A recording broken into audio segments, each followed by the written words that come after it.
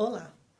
Hoje nós vamos falar do nono mandamento, que é sobre não olhar para uma mulher com intenção impura. Ou seja,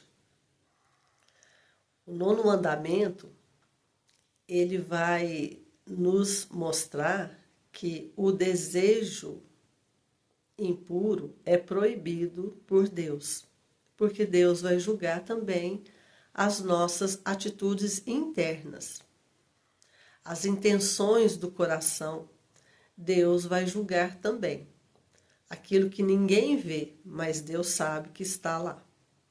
Então, o nono mandamento, ele vai dizer que para o homem não olhar para uma mulher com intenção impura, porque se ele fizer, ele já cometeu adultério com ela. Assim que está escrito na palavra de Deus. E o nono mandamento está nos mostrando que Deus proíbe qualquer pensamento impuro em relação a outra mulher. Mas isso cabe só aos homens? Não. A gente não pode limitar somente que o homem peca contra a castidade quando olha para outra mulher. É claro que a natureza do olhar do homem para a mulher é diferente da natureza da mulher quando olha para um outro homem. Mas o que está por trás desse olhar é a intenção. Deus olha a intenção do coração. Todos os pensamentos que vêm na nossa mente, eles sempre vêm acompanhados de imaginação. E isso vai virando uma bola de neve. Em que sentido? Porque todas as coisas que nós vamos executar, elas começam primeiro no pensamento. Então, se o pensamento vem primeiro, um pensamento impuro, logo em seguida vem a imaginação, quase que automaticamente junto. E depois vem um planejamento para a execução daquele pensamento, que é a pessoa partir para o ato em si. E Jesus alerta que antes dele partir para o ato, só daquela intenção da pessoa ter olhado para outra mulher com desejos impuros, ele já cometeu adultério no coração dele. Olha que coisa que a gente pode ficar analisando a profundidade do que é o pecado para Deus. Não só um ato, mas o pensamento, a intenção, já é um pecado. Todo pecado, como a gente já falou tantas vezes nos vídeos, todo pecado, seja mortal ou venial, ele é uma ofensa a Deus. O mortal leva a inimizade a Deus e o venial não leva um rompimento com Deus, mas não deixa de ser uma ofensa, que vamos dizer que abala essa amizade. Mas também todo pecado, ele machuca a pessoa que comete, porque o pecado, ele traz uma mancha na nossa alma, manchinhas e manchas grandes. Mas sempre dá-se as manchinhas. Numa alma, vamos imaginar uma alma branca como a neve. E esses pecados veniais vai dando manchinhas nessa cor branca. Vai maculando o branco. Um pecado mais grave, manchas maiores. E a questão do perdão. A pessoa arrepende, pede perdão. Deus perdoa. Mas aquelas manchas que são a consequência do pecado, ela vai ter que lavar aquilo. Lavar no sangue do cordeiro. Sim. Ela lava no sangue do cordeiro. O que significa isso? Ela vai lavar a alma dela no sangue do Cordeiro. Ela vai expiar isso, como Jesus expiou. O que tem no sangue do Cordeiro? Sofrimento. Isso é que tem no sangue do Cordeiro. O sofrimento da expiação. Porque Deus morreu para expiar, ou seja, tirar o pecado do mundo. Do mundo. Isso quer dizer que estamos aptos para ser perdoados. A nossa alma não vai ser condenada quando perdoada. Condenada a quê? Ao fogo eterno, ao inferno. Sim. Mas ela continua com manchinhas, porque todos os atos têm consequências. Então, essas manchinhas têm que ser lavadas. Lavadas na água não tira essa mancha. Vai ter que ser purificada no fogo. Então, ela vai para o purgatório para tirar essas manchinhas, para que ela fique novamente branca, para entrar no céu. Isso que é a dinâmica da salvação. A salvação enquanto perdoados e remidos. Mas esses pensamentos que também sujaram a nossa alma, também tem que ser purificado. Então vai ter que ter um momento de expiação. Por isso que Deus nos alerta a não pecar, para que a gente não precisa passar pelo fogo do purgatório, para que a gente possa ir direto com Ele para o céu. Então, como evitar os pensamentos? Não tem como. Os pensamentos, eles vêm. Santa Teresa d'Ávila, ela vai chamar esses pensamentos a louca da casa. Eles desordenam qualquer vida cristã, porque vêm pensamentos, são as tentações. Ninguém peca por ser tentado, mas a pessoa peca se ela insistir nesses pensamentos. Por exemplo, vêm pensamentos na nossa mente, pensamentos impuros. No caso do 9º mandamento, pensamentos em relação a outra pessoa que não nos pertence, já tem um par, já está casado, já está casada, já tem a família, né? Nós não temos o direito de tirar a harmonia daquela família. Com o nosso olhar, com nossos pensamentos, com as nossas atitudes, destruir uma família que é consagrada. Toda família, ela é uma família consagrada porque foi Deus que instituiu a família. Nós não temos o direito de destruir isso. E se o fizermos, pagaremos caro por isso. Porque nós estamos indo contra o que Deus criou.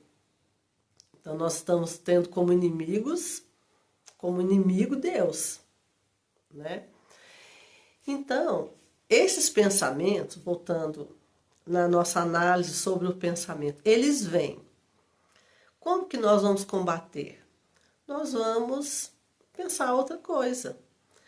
Ou, o melhor, que é o mais eficaz, nós vamos repreender esse pensamento clamando por Jesus.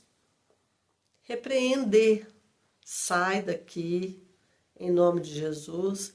Eu peço o auxílio de Jesus e da Virgem Maria para me ajudar a ficar livre dessa tentação. E isso nós podemos fazer, e isso nos ajuda. Porque nessa hora, o pensamento ele é interrompido, aquela sequência na imaginação.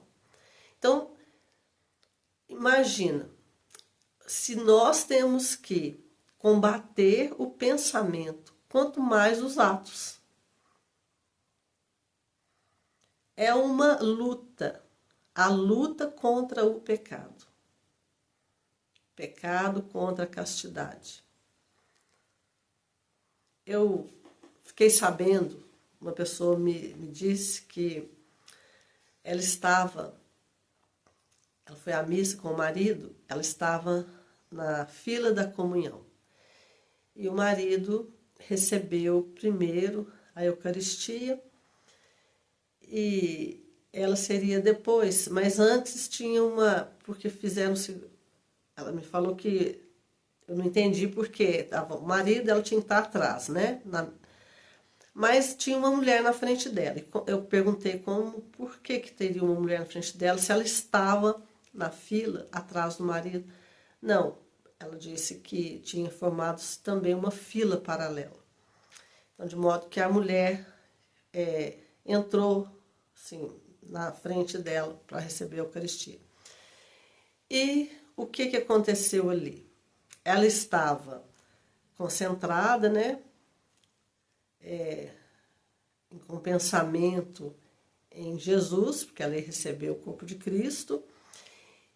E o marido dela, ao virar para retornar, essa mulher da frente, ela foi olhar para o marido dela, essa mulher da frente estava encarando o marido dela e ele, talvez por curiosidade, olhou para ela com a Eucaristia na boca. E essa mulher ficou encarando esse homem, que estava na frente. E essa pessoa que me relatou o fato, ela já seria a próxima. Ela pediu perdão para Deus na hora que ela falou, que ela ia receber a Eucaristia. Me perdoa, me perdoa. Eles é que o fato aconteceu entre os dois.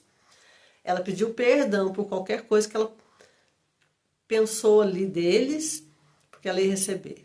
E recebeu. Mas depois ela foi relatar para mim, e isso deixou ela muito incomodada, porque todos estavam na fila da comunhão. E esses pensamentos, essa atitude da mulher encarar o marido dela, sabendo que ele era o marido dela. Né? Porque, como que sabia? Que ela me relatou que na missa ela viu os dois chegando juntos, né, de mãos dadas, sentaram quase perto um do outro, a mulher viu, e na missa ela falou que ela já estava olhando para ele. Então, isso ocorre não só o homem olhando para a mulher também tem essas atitudes pecaminosas em relação ao homem, né? Um homem casado, no caso dela, às vezes até namorado, numa outra situação, pode ser namorado, não interessa. Aquela pessoa, ela tem o par dela, né? Seja namorado, seja noivo, seja marido, mulher. Isso é um pecado gritante, porque vai contra tudo que a pessoa está tentando construir e tudo que a pessoa acredita, principalmente dentro de uma igreja. O que podemos pensar? O diabo, ele não escolhe lugar para tentar ninguém. Seja dentro da igreja, seja numa balada, seja na rua.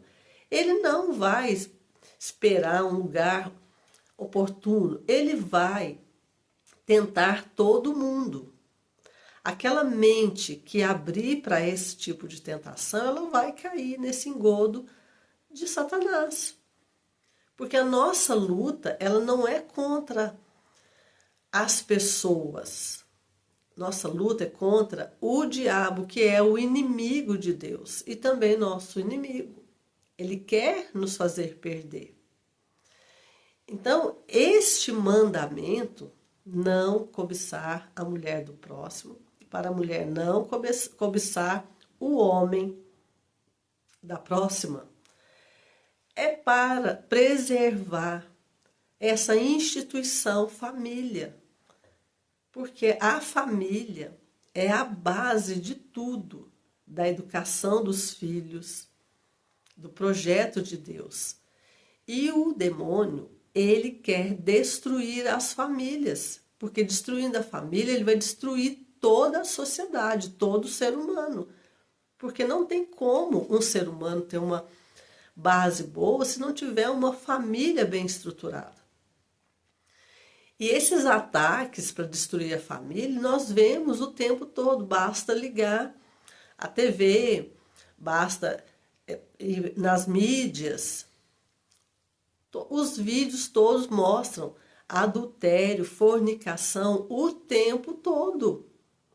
O tempo todo, não tem trégua. E nós estamos vendo como que a criminalidade vai aumentando, porque sem a família não tem os valores morais que é passado para os filhos de respeito ao próximo. Isso vai se tornando uma rede, uma coisa puxa a outra, puxa a outra. Tudo está numa rede, vamos dizer assim, interligado. Não tem como a gente separar as coisas. Estamos todos interligados. E quando começa um mal, o abismo vai puxando outro abismo. E a coisa vai ficando cada vez pior. Nós ouvimos muito, tenho certeza que todos já ouviram, que o mundo está pior, que a violência está maior, que as pessoas estão menos amorosas, não confiam mais uns nos outros. Mas Jesus alertou que no final dos tempos o amor de muitos esfriaria, muitos, amor de muitos, ele falou de todos, de muitos, por causa dessas questões que vai minando a fé, vai minando a esperança, por causa de atitudes de outras pessoas que o tempo todo estão caindo em tentação e destruindo a vida de outras pessoas. O olhar da gente, o nosso olhar, tem que ser um olhar puro. Eu não posso olhar para outra pessoa desejando aquilo que é dela, aquilo que pertence a ela, aquilo que Deus instituiu como dela. Alguém vai falar, ninguém é de ninguém. Como assim ninguém é de ninguém? Nós somos de Cristo. Nós somos de alguém, nós somos de Cristo. E sendo de Cristo, nós seguimos aquilo que Cristo nos ensinou. O casamento é a instituição sagrada. E o casamento começa com um namoro. Então, se a pessoa está começando a namorar para chegar ao casamento e você destrói lá no início, você destruiu um projeto.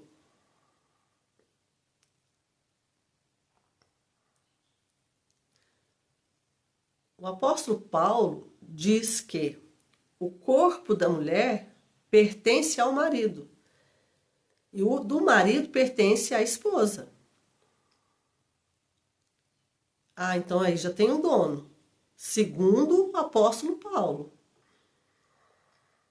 Então essa atitude de rebeldia, de não aceitar as coisas que Deus determina que são certas e dar ouvido a doutrinas ou teorias que vai contra a palavra de Deus, está destruindo a sociedade e cada um de nós. De uma forma sutil, para alguns casos, e de uma forma mais expressivas, gritantes para outros casos. A mulher não pode submeter ao marido? Por quê?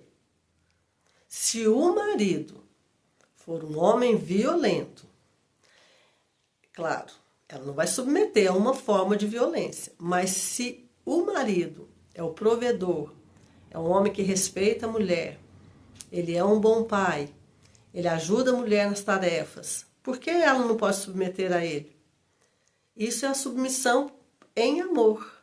Ele está fazendo a missão dele de homem, provedor, pai e marido, e a mulher, em amor, submete a esse sistema. Esse sistema o quê? Que Deus criou. Porque a mulher ela vai conduzir o lar e os filhos, e o marido conduz a família. E onde está o erro nisso? Nenhum. Agora, quando o marido não respeita esses preceitos que Deus deu a ele e começa a abusar disso, maltratando a mulher, cometendo adultério, se embriagando e batendo nos filhos. Isso que está errado. Aí não se deve submeter a isso, porque isso não é mandamento de Deus. Então nós temos que distinguir com inteligência e sabedoria aquilo que é de Deus e aquilo que não é de Deus. Se a pessoa caiu na tentação e desvirtuou tudo que Deus falou para ela que ela deveria fazer, podemos ajudá-la em oração, mas se isso não for possível porque ela não quer mudar, ela não quer submeter, então temos que afastar. Mas isso tem que ter uma orientação de pessoa que segue o que Deus manda fazer. Para nós católicos, a Igreja Católica fica nesse sentido como nossa mãe, a mãe igreja, para nos ajudar e nos orientar na nossa vida. Não há nada de errado quando tem uma orientação segundo os preceitos de Deus. É até um alívio para nós. Então, que esse vídeo seja para nos ajudar a pensar sobre as questões. Você não vai obedecer cegamente, mas você vai se submeter aos preceitos e leis de Deus para que você fique protegida de todo o mal. E em relação aos pensamentos, nós vamos combater esses pensamentos clamando pela ajuda de Jesus e de Maria. Que Maria está muito próxima de nós. Nós podemos recorrer a ela e devemos fazer isso. Ela é a nossa mãe. Jesus nos deu ela como mãe. Nós podemos recorrer à nossa mãe.